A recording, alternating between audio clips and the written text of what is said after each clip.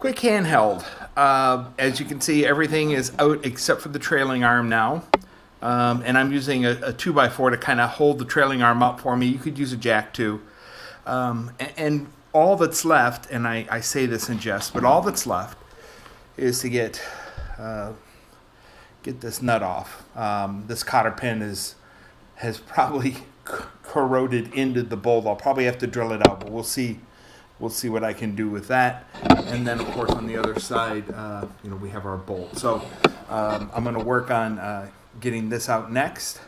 And then what we'll do is we'll tap this bolt out and then pull out the trailing arms. What's important, if you're doing a restoration or if yours isn't as bad as mine, save the shims that are inside. Try and count them all. Well, okay, I had to take the cotter pin out with a drill. That was the only way to get it out. It had rusted in there and busted off on either side. Anyway, that's done. Cotter pin's out. So we have an 11/16 and a 5/8. And again, it's been soaking in PB Blast for a while. Okay, so that came out. Now the next thing we're going to do, and this is kind of the harder part, is we're going to tap this bolt out. And that'll release the trailing arm. So we'll get to that next. I'll get you a better angle. Well, before we get into actually taking the trailing arm out, we've removed the bolt here.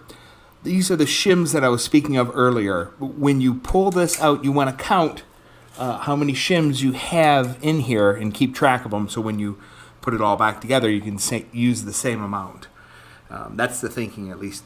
On my car, on the other side, these were all completely disintegrated. This side I actually have, looks like these might actually be able to pull out and last. I really want to tell you this is going to be a piece of cake, but the other side wasn't.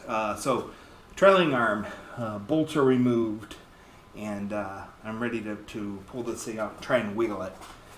And when it does, oh, be a happy man.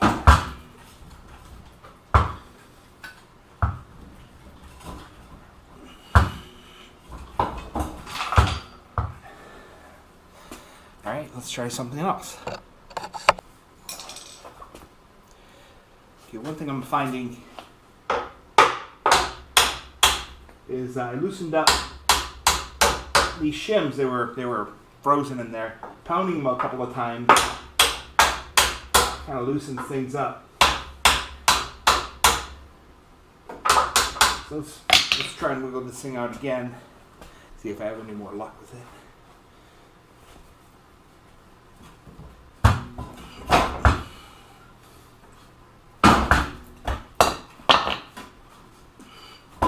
So for obvious reasons, I don't like resorting to the hammer, but I'm not sure. I'm going to give it a try.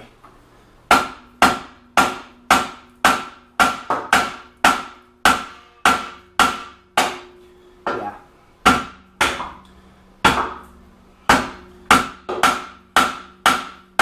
That seems to be helping.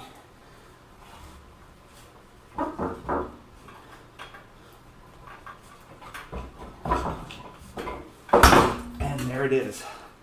Trailing arms out. And so I had these. I can save these shims. I'm going to count them in a minute. I have 1 on one side and 4 on the other of various sizes. So at least on this side I was able to save, and I'll make a note of that. And there's a big old trailing arm out. Mission accomplished. Wow. So it's finally out. Trailing arm. Saving the outside shims, saving the inside shims. This is the bolt. Went in here to hold the trailing arm into the frame. A crown nut, and we had to drill the cotter pin out. It was just so corroded in there, couldn't even get to it. Make sure to put everything in bags, and as you can see, this baby's out, and we'll start working on getting it rebuilt. Thanks. If you like these videos, please give me a thumbs up or subscribe to my channel.